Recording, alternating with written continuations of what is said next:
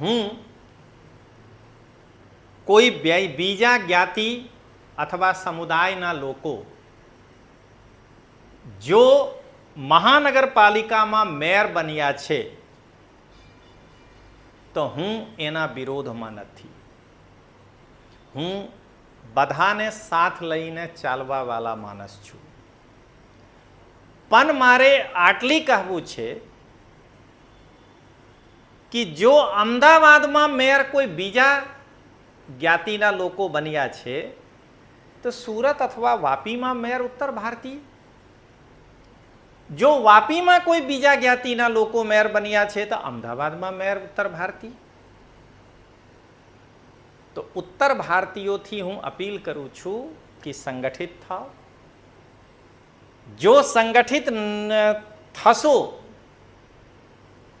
એક રહેશો તો નેક બનશો.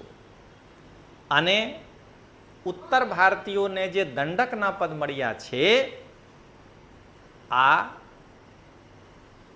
મેયર, ડિપ્ટી મેયર અને સ્ટેન્ડિંગ કમિટીના ચેરમેન જેવા ભોમાદાર પદ નથી, એ ધ્યાન રાખજો.